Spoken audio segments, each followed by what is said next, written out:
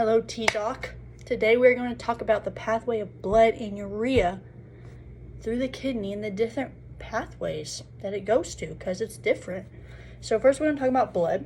I have this picture. It's probably backwards for you, but I believe in you. So it goes through the renal artery first, and then it's going to go through the segmental artery, the interlobar artery, then the arcuate artery, and then into the interlobular artery. Okay, and then here the blood enters the glomerulus through the afferent arteriole. Okay, and then it goes through the capillary network, and the capillaries like the blood, so they're going to send it back through the efferent arteriole, and then it's going to enter back into the circulatory system through the veins. But first it has to go through the interlobular veins, then the arcuate veins, the interlobar veins, then it's going to enter the renal vein, and here is where it goes back into the circulatory system through the inferior vena cava. Okay, that's how blood goes. Now we're going to talk about urea. Get this back out. So it enters the kidney through the same way: the renal artery, the segmental artery, and then the interlobar artery, arcuate artery, and the interlobular artery.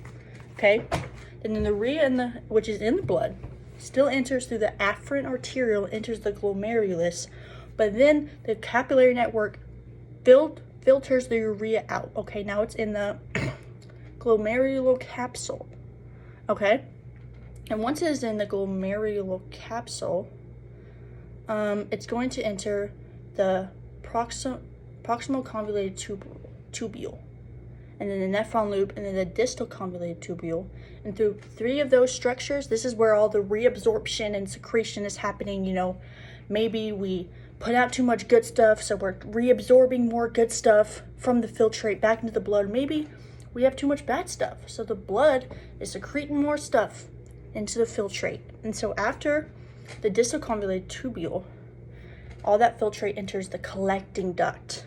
Fun fact here: when the urea or the filtrate leaves the collecting duct, it is officially urine.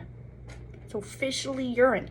But now we're going to from the collecting duct, you go to the minor calyx, the major calyx, and then the renal pelvis. Then we enter the ureter. Okay, and from the ureter, it empties into the urinary bladder. And then whenever you want to pee, you just be like, okay, I'm ready to pee now, and it exits through your urethra. And then that's that. That's the urine. Thank you.